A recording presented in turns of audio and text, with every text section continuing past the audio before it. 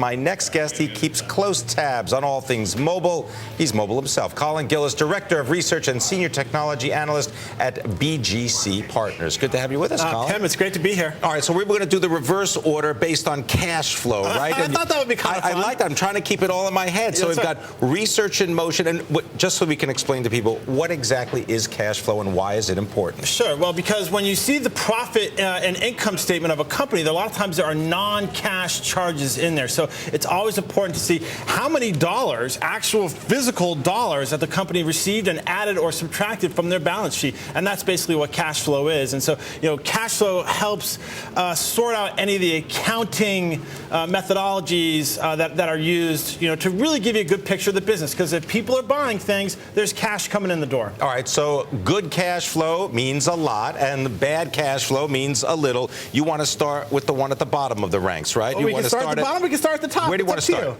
Well, why don't we work our way up today? Go ahead. All right, so in the most recent quarter in the mobile space, right, coming in with about $908 million in cash flow was Research in Motion. And one of the reasons I have a sell on it was that, hey, cash flow was pretty weak. And so we are bearish on the shares, and there's a couple of reasons for this. One is that the technology used in the BlackBerry phones themselves are being lapped by the Android operating system. And if you go out and you see some of the statistics, Android unit sales grew by over 1,000%, 1,400% in the third quarter, and a lot of that's coming at the expense of Research in Motion, the BlackBerries, and that's just a statement right there. All right, so what about the statement that BlackBerry and Research in Motion are trying to make with the Playbook? They're hoping that tablet is going to grab consumers and enterprises. Yeah, absolutely. And so I think there's two important points you made there. The first is, who are they selling it to, right? And they're actually targeting the enterprise customer, although they call it the Playbook. And the enterprise customer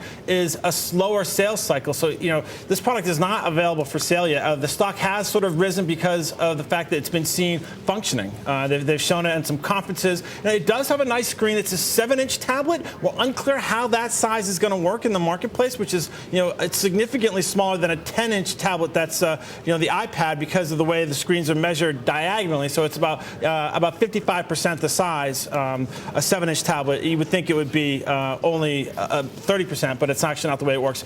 And the other main problem with it, it doesn't have connection via a telco network, data network. So you can tether it, but you can only tether it if you have a BlackBerry phone, account, right? Which is like, talk about, whacking out a huge segment of the marketplace right there by not allowing Android phones. I could see where you won't be able to tether it with an iPhone just because of Apple, but there's no reason you couldn't include Android in that as well. So, all right, well, let's walk up that cash flow mountain a little bit, and let's get a little higher. Tell me about Google. So the next up is the almighty Goog. We're on the sidelines for Google. We're not adverse to it. We've been pretty clear this is the good part of the season for Google, right? It's a very cyclical stock in terms of the fact that click prices, lift in the December quarter for holiday shopping. But the thing we would like to highlight is that, hey, the technology that's powering most of Google's results is about 10 years old, right? Which is search. And of course, they're making improvements and incremental improvements and innovating, but they haven't had another major hit. And you can hear them talk about display advertising, and that's a business that's a little bit north of $2 billion. But a lot of that revenue gets paid out to its partners. YouTube still not profitable.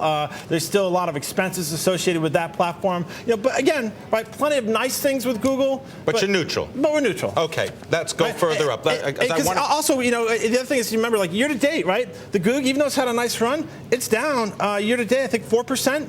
Whereas our growth pick, right, is up 46%. So we can get to that. Well, you better do it, because I want to give you the time, right? Let's go next up the cash flow tree, and this is Apple. Apple, and actually that is our growth pick, so it's a perfect segue. There you go. So you like Apple shares? You say buy them? We still like Apple, even at these levels. Around $300 a share. Yeah, actually, we think it's got plenty of headroom to grow, and there's a couple reasons why, right? First off, you got a brand new revenue stream with the iPad, right? We're talking, this is going to add in our estimates north of $3 billion in the December quarter.